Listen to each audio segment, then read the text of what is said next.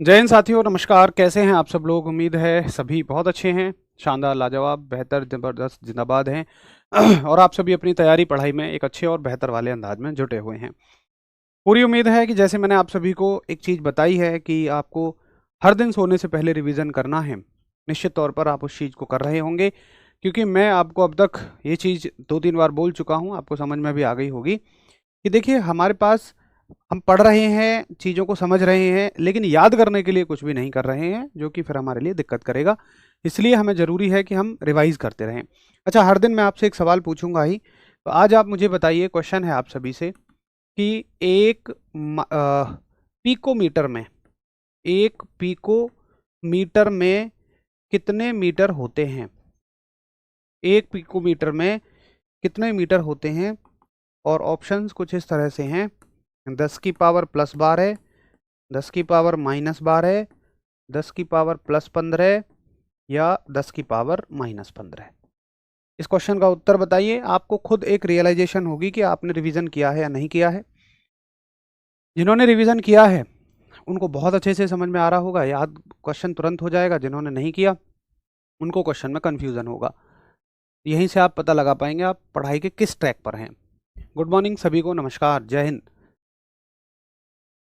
हाँ जी, बिल्कुल, आज बहुत अच्छा दिन है और शिवरात्रि की आप सभी को शुभकामनाएं।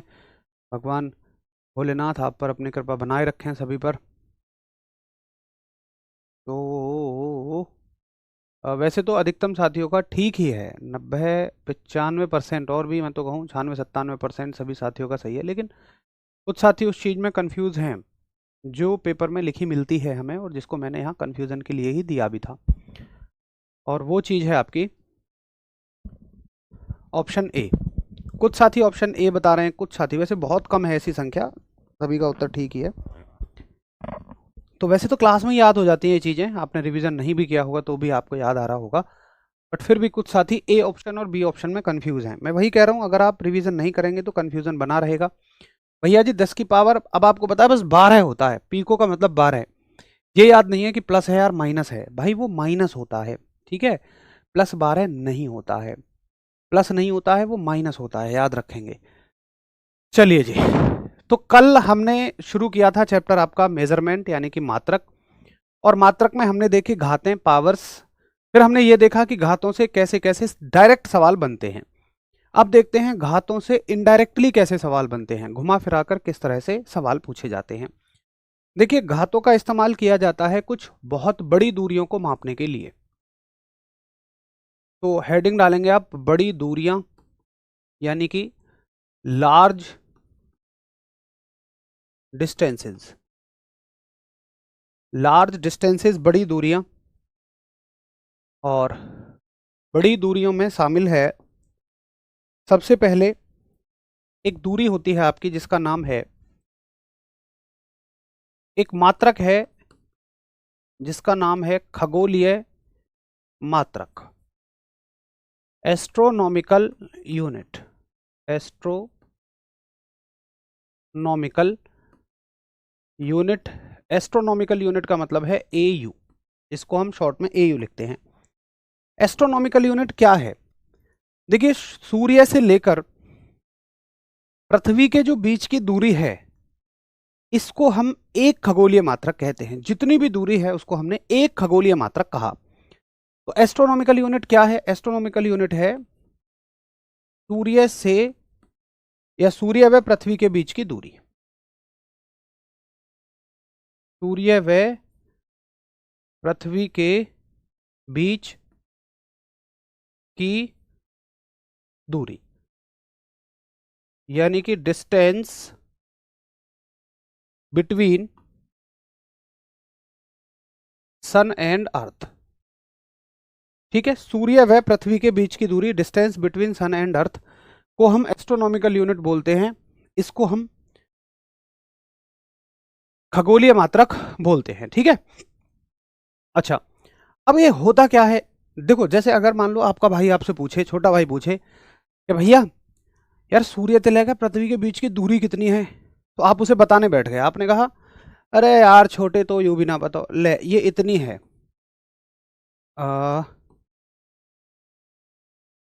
ये इतनी है। वो कहेगा भैया यू कितनी है, इकाई, दहाई, सैकड़ा, हजार, 10,000, लाख, 10 लाख, करोड़, अरब, 10 अरब, तुम भी भूल जाओगे इसके बाद में। तो जनरल कन्वेंशन में ऐसे कहना उचित नहीं होता है, मतलब इतनी बड़ी बड़ी दूरियों को इस तरह से कहना उचित नहीं होता है। तो हम क्या कहते हैं कि देख भाई 1 2 3 4 5 6 7 8 9 10 11, 11 पावर है ना, तो यहाँ तक हम 1.49 लिख के और 10 की घात 11 कह देंगे।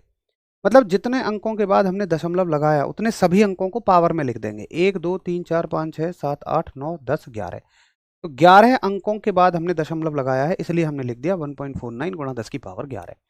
तो 10 की पावर में कहने का ये मतलब होता है, अब इजीली आप एक दूसरे को समझा सकते हैं। तो ये दूरी कितनी होती है, ये होती है भैया 1.49 गुणा 10 की पावर -11। तो सवाल आता है कि एक एस्ट्रोनॉमिकल यूनिट जो होती है ये 1.49 गुणा 10 की घात -11 मीटर होती है। करो एक बार थम्स अप।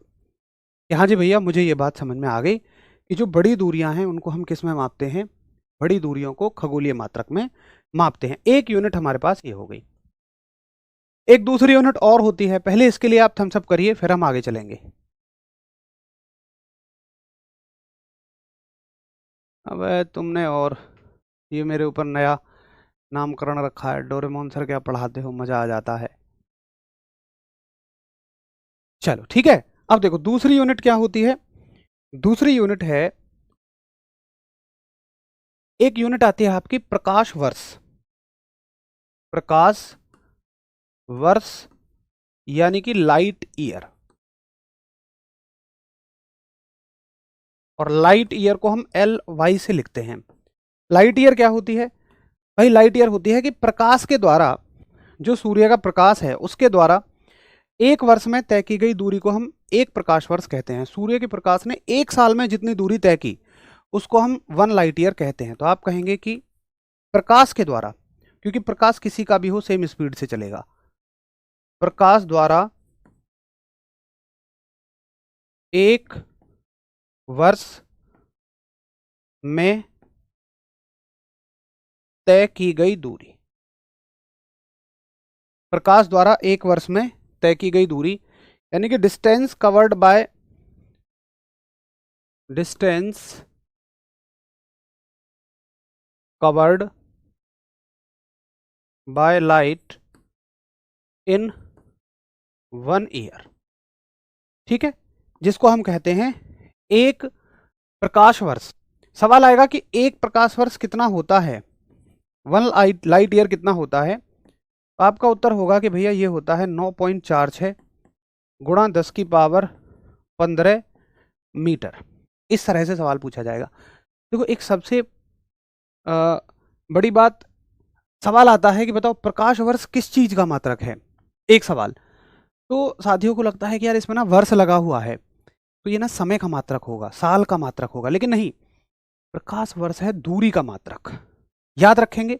तो सवाल ये भी आएगा कि बताओ प्रकाश वर्ष किस चीज का मात्रक है, तो आप कहोगे कि भाई प्रकाश वर्ष जो है वो दूरी का मात्रक है, यानी कि this is the unit of distance. Clear, note हो जाए तो फटाफट से थम्स अप करना, फिर एक और शानदार से मात्रक पे मैं आपको लेकर चलूंगा, मजा आ जाएगा। सर प्रकाश क्या है, अरे यार बचपन से जिसके बीच में रहते हुए तुम्हारे सूर्य की रोशनी हमारे यहाँ प्रकाश के रूप में आती हैं, ये लाइटें जल रही हैं, इनसे जो भी निकल रहा है ये सब प्रकाश ही तो है। ये एक साधारण भाषा में हो गया। अब अगर आप स्टैंडर्ड डेफिनेशन पूछना चाहते हैं तो प्रकाश एक ऊर्जा है, एक एनर्जी है जो फोटोन से मिलकर बनी होती है।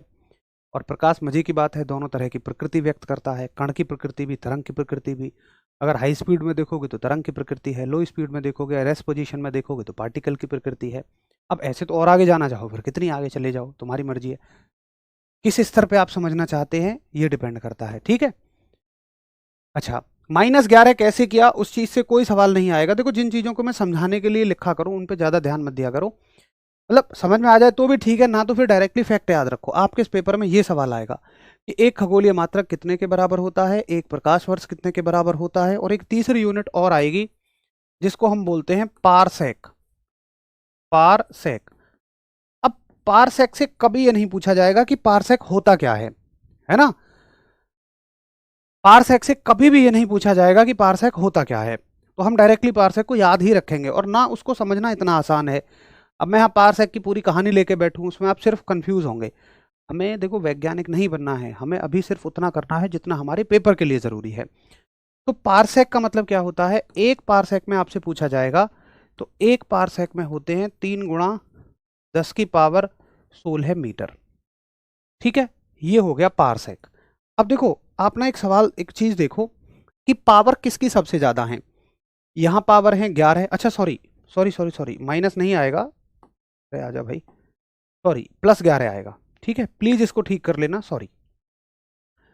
यहाँ पर पावर है 11, इसमें पावर है 15 और इसमें पावर है 16। तो जिसकी पावर सबसे ज़्यादा होंगी, जिसकी पावर सबसे ज़्यादा होंगी वो सबसे ज़्यादा होगा। तो सवाल आएगा कि एक मतलब इन तीनों में सबसे बड़ा दूरी का मात्रक कौन है, या सभी में दूरी का मात्रक कौन होता है, तो सबसे बड़ा मात्रक होता है पारसेक। तो पारसेक से संबंधित क्या इंपॉर्टेंट फैक्ट है, फैक्ट है कि दूरी का सबसे बड़ा मात्रक होता है, दूरी का सबसे बड़ा मात्रक होता है, यानी कि लार्जेस्ट यूनिट ऑफ डिस्टेंस ये होता है। दूरी का सबसे बड़ा मात्रक क्या है, पारसेक। ये चीज आपको अच्छे से याद रखनी है। ठीक है, 15 में भी प्लस आएगा, हाँ प्लस ही तो लिखा है मैंने, 15 में तो प्लस ही लिखा है, माइनस लिखा ही नहीं है ना, उसमें गलती से माइनस हो गया था भाई। ठीक है, अच्छा अब आगे देखो क्या पूछेगा आपसे, एक चीज वो पूछेगा कि बताओ एक लाइट ईयर में कितने प्रकाश वर्ष होते हैं। एक पारसेक में, पारसेक सबसे बड़ा है, तो एक पारसेक में कितने प्रकाश वर्ष, तो आप कहोगे एक पारसेक में 3.26 प्रकाश वर्ष होते हैं। ये बहुत इंपॉर्टेंट है, कैसे निकला है, बड़ी सीधी सी बात है यार। पारसेक में प्रकाश वर्ष को डिवाइड कर दो भाई, पारसेक कितना है, पारसेक है 3 गुणा 10 की पावर 16 और लाइट ईयर कितना है 9.46 इंटू 10⁻15। इसको सॉल्व करोगे तो इतना आ जाएगा, सॉल्व वॉल्व करने की जरूरत नहीं है, पेपर में इतना समय हमारे पास होता भी नहीं है, तो इसलिए हम इसको सॉल्व वॉल्व तो नहीं करेंगे, सीधा हम याद रखेंगे भाई पारसेक में इतने लाइट ईयर होते हैं। ठीक है, हाँ अहमद बहुत अच्छा रहेगा, वैसे तो देखो क्लास के साथ ही नोट्स बनाओ तो ज़्यादा बढ़िया रहेगा। थैंक यू बनवारी भाई, पढ़ाने का तरीका पसंद आया, थैंक यू भाई थैंक यू। मैं तो क्लास के साथ ही टाइम दे रहा हूँ ना, देखो बाकी जितना समय आप बाद में नोट्स बनाने में, इनको सजाने में लगाओ, उतना अच्छा ना उनको रिवाइज करने में लगाओ, उनको ना याद करने में लगाओ। सजाने सजूने पे ज़्यादा ध्यान मत दो, 2 पेन लो सिर्फ, एक ब्लैक एक ब्लू, और लिखते हुए चले जाओ। सजाने को कोई नहीं पूछेगा, दिक्कत है कि सजाने से नुकसान ये है कि आप टाइम वेस्ट कर दोगे बहुत सारा। थम्स अप करिए भाई। जो स्टूडेंट फ्रेशर हैं उनको कैसे तैयारी करनी चाहिए, आपको तैयारी ऐसे करनी चाहिए, आप सबसे पहले कंसेप्ट क्लियर करो हर एक सब्जेक्ट के, उसके बाद जिस भी परीक्षा की आप तैयारी कर रहे हैं उसके प्रीवियस ईयर क्वेश्चंस करो, पहले एक बार कंसेप्ट क्लियर करो। कंसेप्ट के साथ साथ अगर प्रैक्टिस करते रहोगे बहुत अच्छा है, उसी टॉपिक की प्रैक्टिस करते रहो, और अगर बहुत अच्छा रहेगा उसी टॉपिक के मॉक टेस्ट लगाओ टॉपिक वाइज। मतलब जैसे आपने आज यहाँ पढ़ा, मात्रक चैप्टर पढ़ लिया, तो मात्रक की ही प्रैक्टिस कर लो। प्रैक्टिस के साधन, अगर हमारे कोई प्रैक्टिस सेट चल रहे हैं तो ठीक है, नहीं चल रहे तो आप एक काम करो, कोई बुक वगैरह देख लो, हमारी बुक्स हैं बहुत सारी, उनको आप उठा सकते हो। जैसे हमारी रेलवे विज्ञान की बुक है, उसमें सारे के सारे चैप्टर वाइज क्वेश्चंस हैं, वहाँ से आप टॉपिक वाइज प्रैक्टिस करें, देन आप मॉक लगाएं। 3 चीज़ हो गई। फिर रात को सोने से पहले हर चीज़ का रिवीजन करें, ये तमाम चीज़ें आपको करनी रहेंगी। ये एक तरीका होता है आपका पढ़ाई करने का। ठीक है भाई, तो ये हो गए हमारे पास 10 की घातों से बनने वाले घुमाकर सवाल। अब कैसे भी सवाल आ सकता है, खगोलीय मात्रक क्या होता है, सीधे ये सवाल ही लिखवाए हैं मैंने आपको जो पेपर में पूछे जाते हैं, ये डायरेक्टली क्वेश्चन लिखवा रहे हैं, लिखे हुए हैं जो पेपर में आपसे पूछे जाते हैं। ठीक है, अच्छा चैप्टर पढ़ रहे हैं हम मेजरमेंट यानी कि मापन, और मापन में हमने देखा 10 की घातें पढ़ ली, 10 की पावर्स पढ़ ली। अब एक अगली बहुत इंपॉर्टेंट चीज आती है मापन चैप्टर में, जिसका नाम है मापक यंत्र। देखो किसी भी राशि को मापने के लिए एक तो मात्रक चाहिए और एक चाहिए हमें मापक यंत्र, मेजरिंग इंस्ट्रूमेंट। जैसे मुझे द्रव्यमान मापना है तो मुझे पता है मात्रक क्या है इसका, किलोग्राम, लेकिन उसको मापने के लिए तराजू तो चाहिए होगा। अरे तराजू से ही तो बताऊंगा कितना किलो है। तो राशियों को मापने के लिए हमें मापक यंत्रों की जरूरत होती है, और हमारे स्तर पे मापक यंत्र हर एक राशि का नहीं, लेकिन कुछ मापक यंत्र बहुत इंपॉर्टेंट हैं। तो अब हम अगली चीज पढ़ेंगे, मापक यंत्र। और मापक यंत्र क्या होते हैं? जो राशियों को मापने के लिए इस्तेमाल में लाए जाते हैं। इसकी डेफिनेशन तो लिखने की जरूरत नहीं होगी ना, इसकी डेफिनेशन कभी आएगी कि मापक यंत्र क्या होते हैं। ये तो समझने के लिए है कि हम क्या पढ़ने जा रहे हैं, मेजरिंग इंस्ट्रूमेंट पढ़ने जा रहे हैं। देखिए मेजरिंग इंस्ट्रूमेंट कैसे होते हैं, जैसे ये एक मेजरिंग इंस्ट्रूमेंट है, ओडोमीटर। पहले सुन लो सवाल कैसे आएगा। सवाल आएगा कि ओडोमीटर क्या मापता है। ओडोमीटर मापता है भाई वाहनों के द्वारा तय की गई दूरी। अब ओडोमीटर सुनने में बड़ी तोप चीज लग रहा होगा, लेकिन ये कुछ नहीं है। अपने वाहनों में आपने बीच में एक इस तरह के नंबर चलते हुए देखे होंगे, जिनसे हम किलोमीटर का पता लगा लेते हैं। जब आपका दोस्त आपकी बाइक मांग के ले जाता है तो आप फोटो खींच लेते हो, ओए इतने किलोमीटर पे दे रहा हूँ, तू लेके जावे 10 किलोमीटर को, घुमा के लावे 50 किलोमीटर, 10 से ज़्यादा ना है जाए। तो जिसका आप फोटो खींचते हो, जिसको आप देखते हो, वो ओडोमीटर ही तो है। तो सवाल आएगा कि ओडोमीटर क्या मापता है। ऑप्शन होंगे वाहनों के द्वारा तय की गई दूरी, ठीक है, या सवाल आएगा कि वाहनों के द्वारा तय की गई दूरी को किससे मापा जाता है। तो आप कहेंगे ओडोमीटर के द्वारा मापा जाता है। ठीक है, इस तरह से सवाल पूछा जाएगा। अब देखो ऐसे बहुत सारे मापक यंत्र हैं, और अगर आप इनको डायरेक्ट रट्टा मारोगे ना तो आप याद नहीं कर पाओगे, मिक्स कर दोगे। इसलिए मैंने कुछ ट्रिक इनके लिए बनाई हैं, आप उनको सुनना, आपको मजा आ जाएगा, यहीं के यहीं याद हो जाएंगे। सुनो, ओडोमीटर से याद रखोगे ऑडी कार, और मान लो एक रेस हो रही है कि कौन सी कार ज़्यादा दूर जाएगी। उसमें ऑडी है, स्विफ्ट है, अल्टो कार खड़ी हुई है, तो डेफिनेटली देख के ही लग जाएगा कौन कार ज़्यादा दूरी तक जाएगी। तो ज़्यादा दूरी तक जाएगी कौन? Audi car. अब मैं आपसे वादा कर रहा हूँ, पेपर में आपको जैसे ही मिलेगा ऑडी कार, तो आप तुरंत याद रखोगे दूरी। ऑडी कार का संबंध किससे है? दूरी से है। इनको तो रिवाइज भी करने की जरूरत नहीं है, क्लास में याद हो जाएंगे। अब हम सबको ऐसे ही करेंगे, ठीक है?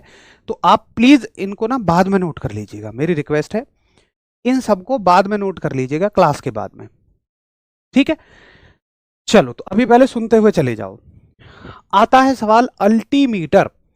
अल्टीमीटर को कैसे याद रखोगे? देखो, आपके साथ हमेशा जरूर एक ऐसा आदमी होता है जो आपको बहुत सपोर्ट करता है, चाहे वो आपका भाई हो, चाहे वो कोई पड़ोस के भाई हो, कुछ भी हो। तो हम कहते हैं यार बड़ा अल्टीमेट आदमी है ना, और ऐसे आदमी को हम चाहते हैं यार जिंदगी में, ये तो बेचारा बहुत ऊंचाइयों पर जाए, सबको सपोर्ट करता है। तो अल्टीमेट आदमी जिंदगी में ऊंचाइयों पर जाना चाहिए। मतलब अल्टीमीटर क्या मापता है? ऊंचाई मापता है। जैसे जैसे आप हाइट पे जाओगे, वैसे वैसे अल्टीमीटर की सुई बढ़ती चली जाएगी, और वो बताता चला जाएगा कितने हाइट पर आप हैं। ठीक है, आगे लेक्टोमीटर। देखो, जिस हिसाब से शहर बढ़ते हुए जा रहे हैं, आप देख रहे होंगे गांव की जमीनों का अधिग्रहण हो रहा है, सबको मुआवजा मिल रहा है, कहीं एयरपोर्ट बन रहे हैं, कहीं कुछ बन रहे हैं, तो शहरीकरण बढ़ रहा है एक तरह से। इसका मतलब है कि लोग भैंस पालना बंद कर देंगे, क्योंकि गांव में ही संभव है भैंसें पालना। तो जब खेती की जमीन नहीं रह जाएंगी तो भैंसों को खिलाएंगे क्या? ऐसा हो भी रहा है। तो एक समय ऐसा हो जाएगा कि दूध की कीमत ना लाखों में पहुंच जाएगी। तो हम कहते हैं यार लाख का मतलब है लाख। लाख किसकी कीमत पहुंच जाएगी? दूध की। दूध की कीमत किस में पहुंच जाएगी? लाखों में पहुंच जाएगी। देखो, मैं आपसे वादा कर रहा हूं, ऐसा नहीं होगा ऐसा नहीं होगा कि लैक्टोमीटर से संबंधित, दूध से संबंधित 3 चीज आ जाएंगी, कि दूध की शुद्धता या दूध का घनत्व, कुछ भी नहीं। दूध से संबंधित केवल ही एक ऑप्शन होता है। तो आपको दिख जाएगा लैक्टोमीटर मतलब दूध, बस खत्म। तो लैक्टोमीटर, आपको ये भी नहीं याद रखना कि दूध की शुद्धता, सिर्फ आप इतना याद रखो लैक्टोमीटर मतलब लाख, लाख का मतलब दूध से है। ऑप्शन देख लेना दूध वाला कौन सा है। क्लियर? अच्छा, आगे हाइड्रोमीटर। हाइड्रो मतलब हाय डरो। अरे भैया किससे डरूं? अरे भाई तरल पदार्थों से डरो। क्यों डरे तरल पदार्थों से भाइयों बहनों? तरल पदार्थ जैसे कि पानी ला देगा सुनामी। तो तरल पदार्थ जो है वो बहुत खतरनाक होते हैं। तो भाई तरल पदार्थों से हाय डरो। किससे? तरल पदार्थों से, है ना? इंग्लिश वाले भी चाहे तो ऐसे ही याद रख सकते हैं, या फिर इंग्लिश में तो देखो ट्रिक नहीं है, हिंदी में ही ट्रिक संभव है। हाई डरो किससे? तरल पदार्थों से। आगे हाई ग्रो। देखो, ये 2 चीजें, एक तो है हाई डरो, एक है हाई ग्रो। देखो, मान के चलो आप पहाड़ पे चढ़ रहे हैं, आप और आपका दोस्त, ये आप हैं और इधर की साइड ठंडी ठंडी हवा आ रही है। ये बेचारा आपका दोस्त है, बड़ा परेशान है, क्योंकि इधर की साइड पहाड़ के दूसरी साइड आ रही है गर्म हवा, आप हटाई रखी है। तो मुझे बताओ, ज्यादा पहाड़ पे ऊंचा कौन चढ़ जाएगा जिसको ठंडी ठंडी हवा मिलेगी? हाई कौन ग्रो करेगा जिसको ठंडी ठंडी हवा मिलेगी? ठंडी हवा को बोलते हैं आर्द्र हवा, ह्यूमिड एयर। तो आर्द्र हवा जिसको मिल रही है वो हाई ग्रो करेगा, जिसको आर्द्र हवा मिल रही है वो हाई ग्रो करेगा। ठीक है, अच्छा आगे, बैरोमीटर, बैरी माने होते हैं शत्रु। तुम्हें हमेशा दबाने का जो काम करते हैं वो कौन करते हैं? तुम्हारे शत्रु ही तो करते हैं। तुम्हारे शत्रु तुम्हें दबाने का काम करते हैं। जरा सा उभरते हुए देखेंगे नहीं, फिर कुछ ना कुछ करने की तलाश में लगे रहते, षड्यंत्र बुने जाते हैं। तो आप याद रखोगे, जब भी शब्द आएगा बैरो, बैरी दबाने का काम करते हैं। तो बैरोमीटर मापता है, बैरोमीटर क्या मापता है? वायुमंडलीय दाब। अगला सवाल है सेक्सटेंट। देखो, मैं इस शब्द का मतलब सक्सेस निकालता हूं, सक्सेस, SUCCESS। आज तुम मेहनत कर रहे हो, दिन रात पढ़ रहे हो, कोई नहीं देखेगा, लेकिन जैसे ही तुम्हारा सिलेक्शन हो जाएगा, अरे हमें तो पता ही यार, या के ना ग्रह नक्षत्र ऊंचाई पे हैं, तन्नक भगवान की सीधी नजरी, नहीं तो इनके जैसे हमने खूब देखे डोलते हुए घूमते हुए। तो जब तुम सक्सेसफुल हो जाओगे तो लोग कहेंगे इसके तो ग्रह नक्षत्र ऊंचाइयों पर थे। तो ग्रहों की ऊंचाई जानने के लिए हम सेक्सटेंट का इस्तेमाल करते हैं। अबे देखो, ये उम्मीद मत करना कि इसको ये बताओ कि ये कैसे काम करता है, उससे ना कभी सवाल पूछा जाएगा और ना हमारे स्तर की चीज है। मुझे समझाने में इस बात से भी कोई आपत्ति नहीं है कि सवाल पेपर में पूछा जाए ना पूछा जाए, लेकिन हमारे स्तर की ही चीज नहीं है, ये वैज्ञानिकों वाली चीजें हैं, तो मुश्किल हो जाएगा ये तो थोड़ा सा उसको समझ पाना। बट हमारे स्तर पे यही सवाल आएगा कि भाई ग्रहों की ऊंचाई को जानने के लिए सेक्सटेंट का इस्तेमाल करते हैं। थर्मामीटर क्या मापता है? अब दुनिया जहां जानता है कि भाई ताप मापता है थर्मोमीटर आपका, लेकिन ये बात याद रखना कि थर्मोमीटर जो है लगभग लगभग 250 डिग्री सेंटीग्रेड तक के तापमान मापता है, 250 से 300 लगभग। ये विज्ञान की भाषा में छोटे ताप कहे जाते हैं। क्यों? क्योंकि बड़े ताप विज्ञान की भाषा में होते हैं 800 केल्विन, 800 डिग्री सेंटीग्रेड है, या 5000 डिग्री सेंटीग्रेड है, ये ज्यादा बड़े ताप हैं। 200, 250, 300 छोटा मोटा ताप है। तो याद रखेंगे कि ये छोटे तापमान मापने के लिए इस्तेमाल होता है। देखो, लगे हाथों में एक और डिवाइस यहीं आपको क्लियर कर देना चाहूंगा, वो थोड़ी आगे आएगी, बट उसको मैं चाहूंगा कि यहीं हम क्लियर करें। तो थर्मोमीटर के अलावा, थर्मोमीटर तो छोटे ताप मापता है, बड़े ताप मापने के लिए हम इस्तेमाल करते हैं पायरोमीटर का। पायरोमीटर मापता है उच्च तापमान, और कितने उच्च तापमान? लगभग लगभग 700 से 800 डिग्री सेंटीग्रेड तक के। कोविड के समय में आपने इसे खूब देखा होगा। इसकी खासियत यह भी है कि ये बड़े तापमान मापता है, साथ में ये दूरी से तापमान माप देता है। जैसे थर्मोमीटर को तो टच करना पड़ता है टंग के नीचे, अंडर आर्म्स में, लेकिन इसको हम दूरी से रखेंगे तो ही सीधे ये तापमान माप देता है। ठीक है, अब इसको कैसे याद रखेंगे? देखो, अगर आपने पायरो शब्द का मतलब इंग्लिश में कभी पढ़ा हो, तो पायरो शब्द का मतलब ही तापमान से है। और कभी पेपर में ना, मजे की बात, मैं तो आपको समझा भी रहा हूं इतना कि छोटे बड़े ताप, पेपर में कभी ये नहीं पूछा जाता कि छोटे तापमान मापता है या बड़े तापमान मापता है। सिर्फ आएगा पायरोमीटर का संबंध किससे है? ताप से है, दाब से है, आयतन से है, घनत्व से है, टेम्परेचर, प्रेशर, वॉल्यूम, डेंसिटी। आप कह दोगे भैया जी पायरोमीटर हाई टेम्परेचर या टेम्परेचर मापता है, बट ये हम अपने लिए याद रखेंगे। लेकिन क्या ये सूर्य का तापमान माप सकता है? देखो, सूर्य का तापमान लगभग 5000 केल्विन के आसपास होता है, और अगर आप इसे डिग्री सेंटीग्रेड में देखेंगे तो तकरीबन तकरीबन ये 4800 डिग्री सेंटीग्रेड होता है। 4750 से 4800 के आसपास रहता है सूर्य का तापमान। अब सूर्य के अगर तुम इसको सूर्य के पास ले भी गए ना, ये चौड़ के कह भी दे मैं नाप दूंगा सूर्य का ताप, तुम पहुंच गए, तुम्हें गर्मी लगने लगेगी। सूर्य से हजारों लाखों किलोमीटर पहले बहुत गर्मी लगेगी तुम्हें। तुम कहोगे भैया काम करो, ये कहेंगे भैया मैं तो इतनी दूरी पे काम कर सकूं। तुम गलती से इतनी दूरी पे चले भी गए तो कहानी खत्म हो जाएगी, तुम्हारी भी इसकी भी राख बन जाओगे। तो हमें एक ऐसी डिवाइस चाहिए जो बहुत दूरी से तापमान माप सके। तो सूर्य के तापमान को मापने के लिए हम एक स्पेशल डिवाइस बनाते हैं, एक स्पेशल उपकरण बनाते हैं जिसका नाम है भैया ये पायरो हेलियोमीटर। अगर आप इसका संधि विच्छेद करेंगे, देखिए पायरो का अर्थ है ताप यानी कि टेम्परेचर, हेलियो शब्द का मतलब ही जहां पर भी हेलियो लगे, जैसे आपने सुना होगा हीलियम गैस, हेलियो से हीलियम बनी है। हीलियम गैस सूर्य पे सबसे ज्यादा पाई जाती है, जिसके कारण ही सूर्य की रोशनी बनती है। हेलियो शब्द का मतलब ही सूर्य से होता है। तो पायरो का मतलब तापमान और हेलियो का मतलब है सूर्य, और मीटर माने मापना। तो सूर्य का तापमान मापने के लिए हम किसका इस्तेमाल करते हैं? स्पेशल डिवाइस है आपकी जिसका नाम है पायरो हेलियोमीटर। उच्च नहीं, ये स्पेशली सूर्य के तापमान के लिए बनाई जाती है।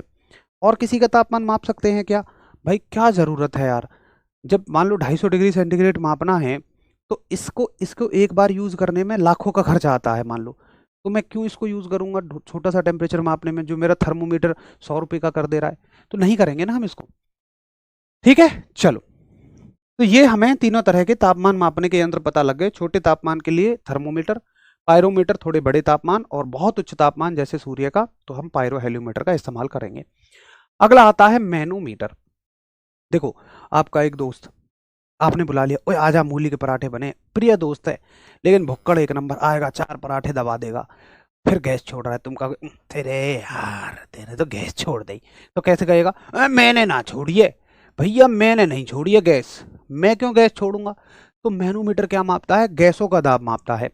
देखो, पीछे हमने बैरोमीटर भी गैसों के लिए पढ़ा था, लेकिन शत्रु जो है आपको दबाते हैं आसपास से, मतलब ये मान लो एटमॉस आसपास से दबाते हैं, वातावरण के शत्रु दबाते हैं। तो जो बैरोमीटर था ना, वो वातावरण का तापमान मापता है। बैरोमीटर जो है वो वायुमंडल का दाब मापता है, एटमॉस्फेरिक प्रेशर को मापता है। तो ये कह दो, वायुमंडल का मतलब आसपास, तो आसपास के शत्रु आपको दबाते हैं। ठीक है।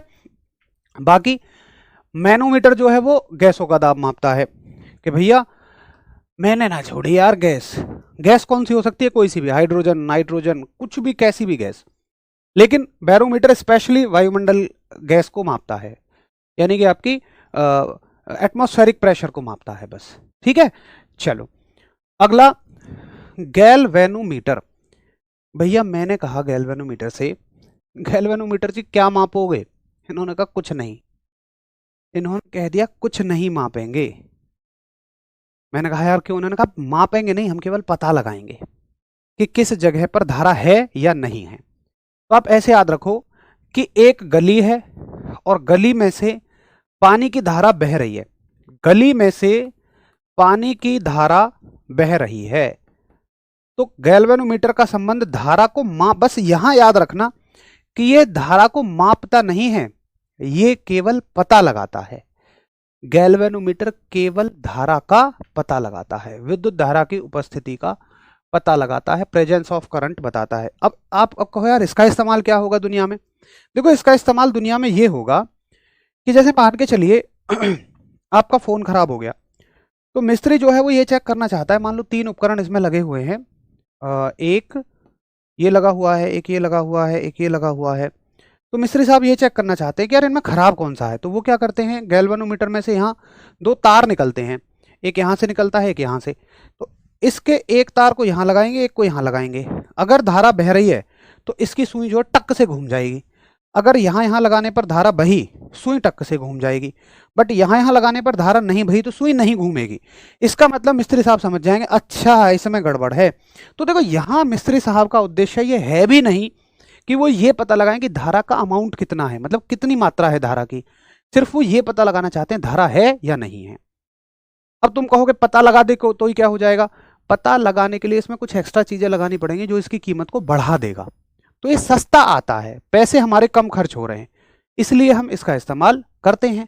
तो जहां सिर्फ धारा पता लगानी है, मैं वहां पे क्यों महंगा खरीद के लाऊंगा, मैं सस्ता खरीद के ले आऊंगा, ये हमारा काम कर देगा। लेकिन अगर आप चाहोगे नहीं भैया, फिर वो बताओ पता कौन लगाए, मापेगा कौन धारा को? ये तो चलो पता लगा रहा है। भाई मैं फिर से कह रहा हूं, आप इसको गलत करते हो, बहुत सारे साथी गलत करते हैं। पहला ऑप्शन मिलता है कि गैल्वेनोमीटर धारा को मापता है, ये मेजर करता है, नहीं, ये पता लगाता है। बी ऑप्शन को देखना, फिर मिलेगा तुम्हें पता लगाता है, मतलब बी, सी या डी, हो सकता है ए भी हो, बट मैं समझाना चाह रहा हूं कि वो आपको जल्दबाजी में गड़बड़ नहीं करना है। आगे, फिर धारा को मापता कौन है? भाई मापने के लिए आपने इस्तेमाल किया है एमीटर का। मापने के लिए आप किसका इस्तेमाल कर रहे हैं? एमीटर का इस्तेमाल कर रहे हैं। ऐसे याद रख लो कि गली में धारा बह रही है, आप इसको माप नहीं पा रहे, केवल देख रहे हैं बस।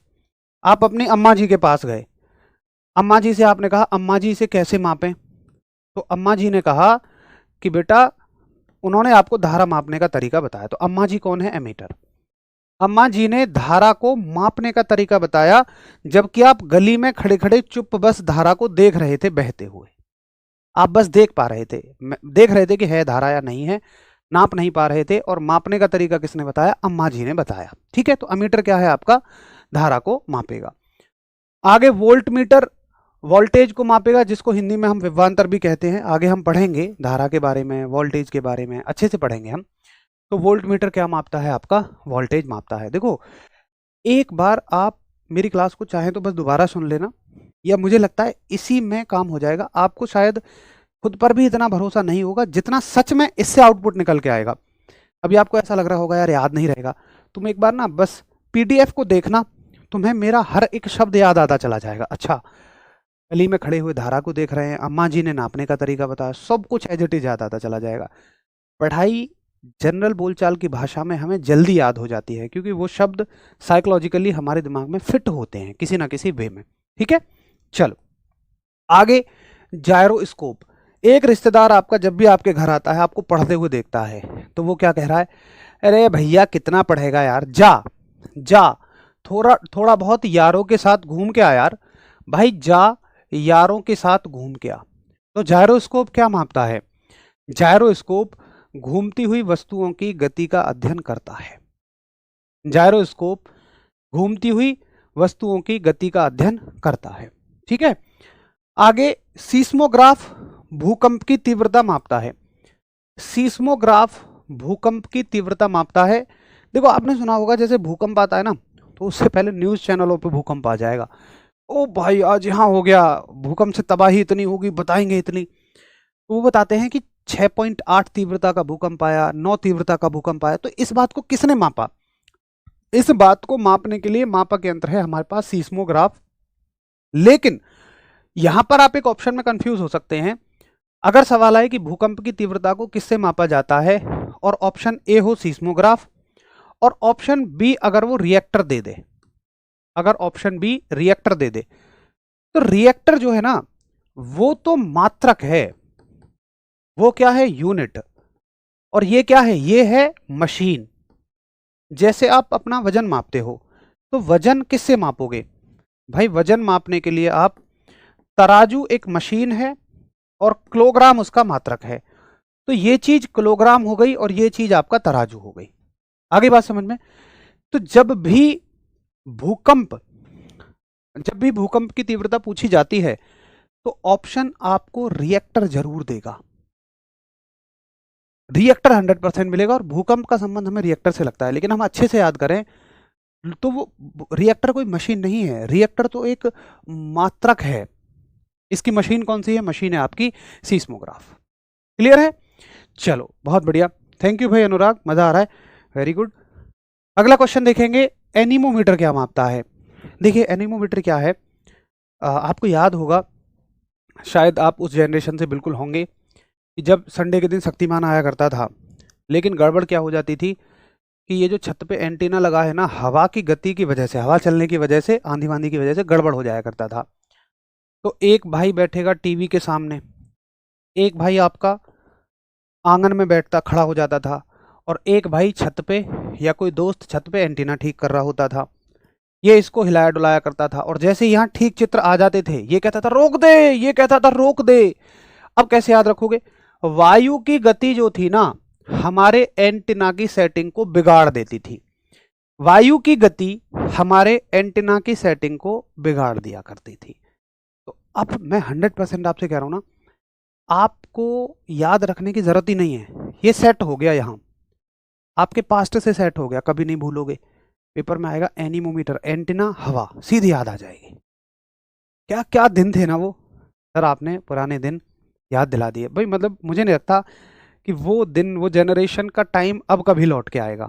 अब तो मैं देखता हूँ कि सब बच्चे फ़ोनों में बिजी हो गए हैं। और हालांकि मैं कोई गलत नहीं कह रहा हूँ, इसको टिप्पणी नहीं कह रहा हूँ भाई, परिवर्तन संसार का नियम है।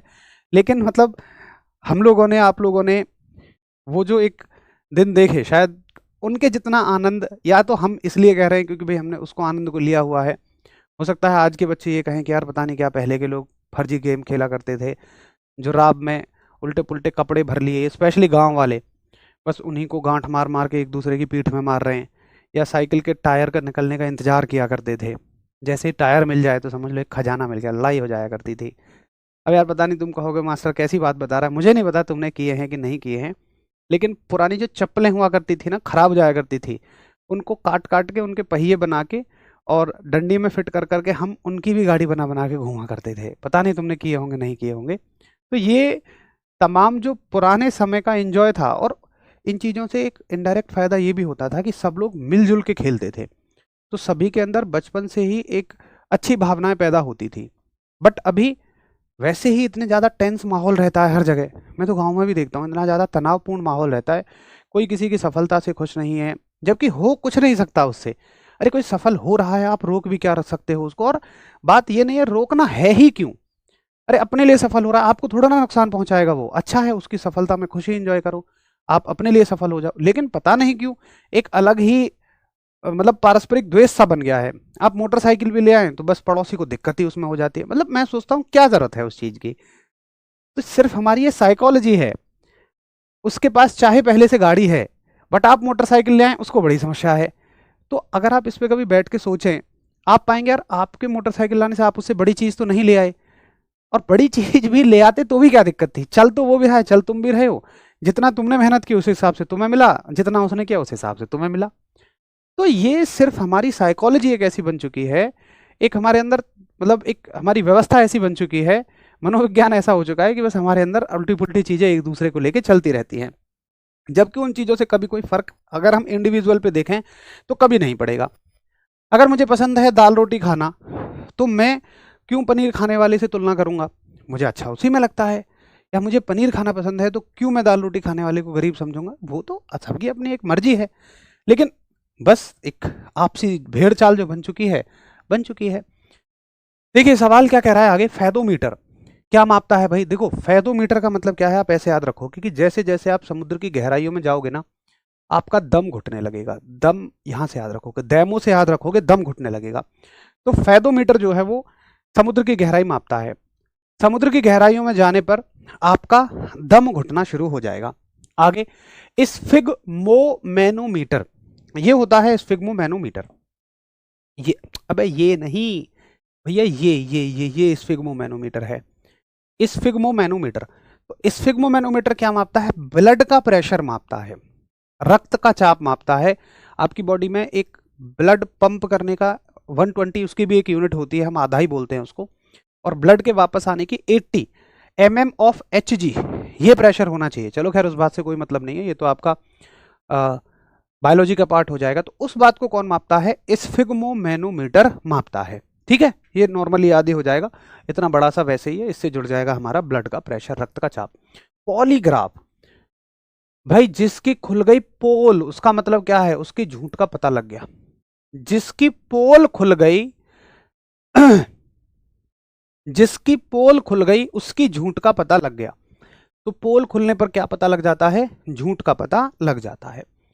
बोलोमीटर, हमारी एक आदत है, जैसे ही मौसम में तापमान में परिवर्तन होता है, जैसे अभी गर्मियां आई तो हम अपने दोस्त से कहेंगे अब बहुत गर्मी है यार आज तो, अब हल्की हल्की सर्दियां आनी शुरू होंगी जैसे अक्टूबर के आसपास, तो हम फिर बोलना शुरू करेंगे अपने दोस्तों से, आज तो यार हल्की सी ठंड बढ़ी है। या जैसे किसी दिन बारिश हो जाए, आज तो ना यार मौसम में गर्मी। या जैसे किसी दिन गर्मी हो जाए, आज तो बहुत गर्मी है यार, है। तो बोलोमीटर, हम बोलना शुरू कर देते हैं जैसे ही तापमान में क्या होता है, परिवर्तन होता है। ठीक है, आगे देखो टैकोमीटर। टैकोमीटर क्या मापता है, ये मापता है आरपीएम। भैया आरपीएम क्या बवाल है, या तो पेपर में आरपीएम ही देगा, या इंग्लिश वालों को तो देगा रेवोल्यूशन पर मिनट, यानी कि चक्कर प्रति मिनट। इंग्लिश वालों को या तो ये देगा चक्कर प्रति मिनट, रेवोल्यूशन पर मिनट। ठीक है, ये क्या है कि किसी भी गोल घूमने वाली चीज में, किसी भी गोल घूमने वाली चीज ने 1 मिनट में कितने चक्कर लगाए, इस बात को हम किससे मापते हैं, टैकोमीटर से मापते हैं। किसी भी गोल घूमने वाली चीज ने 1 मिनट में कितने चक्कर लगाए, इस चीज को हम किससे मापते हैं, टैकोमीटर से।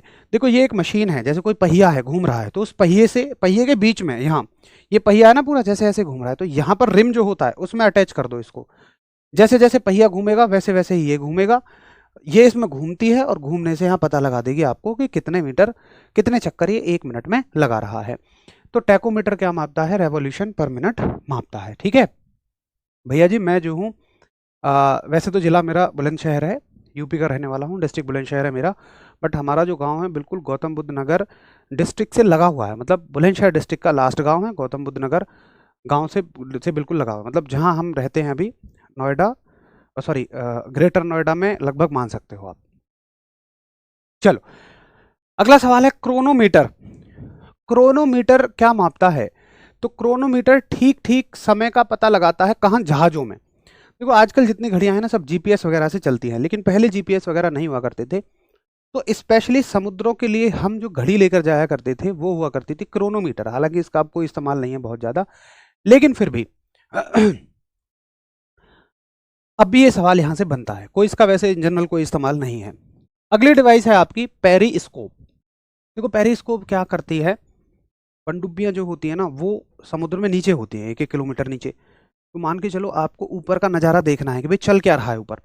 वैसा थोड़ी आप बोलोगे हरीश भैया को, ओ हरीश भैया यार ऊपर देख के आओ। अब हरीश भैया 1 किलोमीटर ऊपर जा रहे हैं, ढूंढ ढूंढ ढूंढ ढूंढ, और जैसे ही पता चला मुंडी बाहर करी, टक से गोली हाल दसी, क्योंकि आप दूसरे देश की सीमा में थे। तो सुरक्षा दृष्टि से हम ऐसा नहीं करते हैं। ऐसे मानो सिंपल कि एक पाइप लगी होती है, उसमें एक कैमरा होता है, नीचे से पाइप को ऊपर लेकर हम आते हैं और टुंग टुंग ऊपर घुमा के एक बार देख लेते हैं कि क्या चल रहा है। तो ये होता है पेरिस्कोप। पेरिस्कोप का संबंध है पनडुब्बी। ऐसे याद रख लो कि पैसे पैरी है और पैसे पनडुब्बी है। वैसे ये जनरल है, याद हो जाएगा, इतनी कहानी से याद हो जाता है। ठीक है, तो पेरिस्कोप का संबंध किससे है भैया जी? पनडुब्बी से है। यहां तक हो गए आपके मेजरिंग इंस्ट्रूमेंट, सारे के सारे उपकरण। ये मापक यंत्र हैं। अब ना आप एक बार इनको बस पीडीएफ को देख लेना, नजर मार लेना, आपको कुछ लगेगा ही नहीं कि इसमें आपको कुछ याद नहीं है। सारी की सारी चीजें बढ़िया से याद हो जाएंगी। अगर आप थम्सअप कर दें कि ठीक है भैया यहां तक ओके है, तो मैं आपको एक अगले मुद्दे पर लेकर चलूं। और अगला मुद्दा है जिसका नाम है डायमेंशन यानी कि विमा। इस मुद्दे का नाम है डायमेंशन यानी कि विमा। अगर आप फटाफट थम्सअप करें तो फिर मैं आपको विमा सिखाऊं।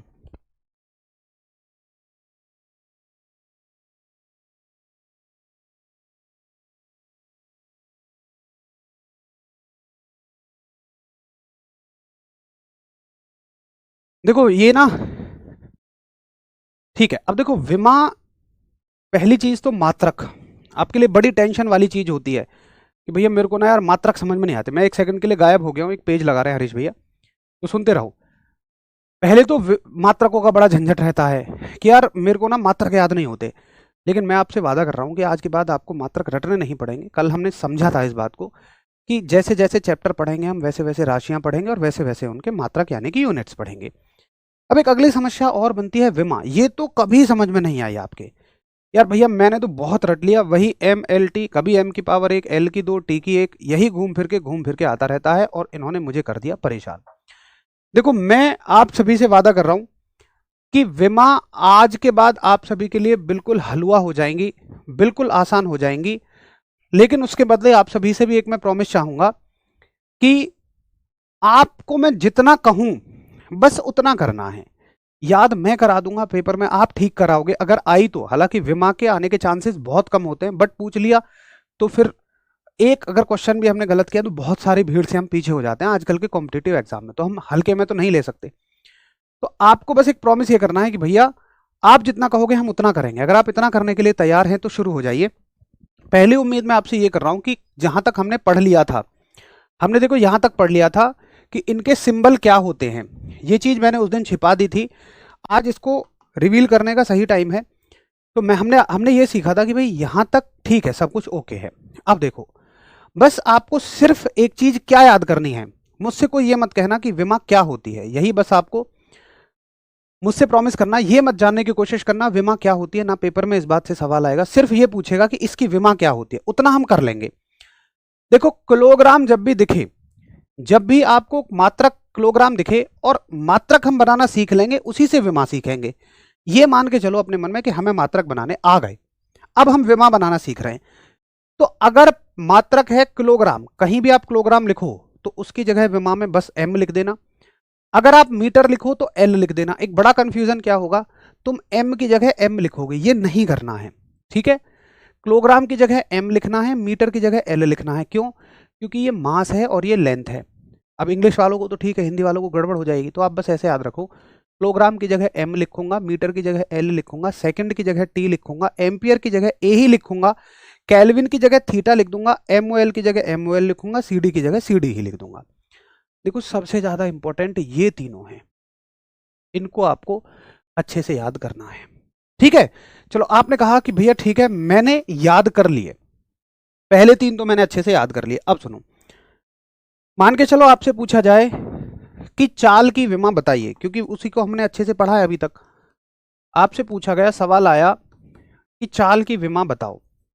अब तुम कहोगे कि देखो स्पीड का सबसे पहले तो मैं मात्रक बनाऊंगा, भाई चाल बराबर दूरी बटे समय, यानी कि भैया जी स्पीड बराबर डिस्टेंस अपॉन टाइम, ये तो हो गया इसका सूत्र।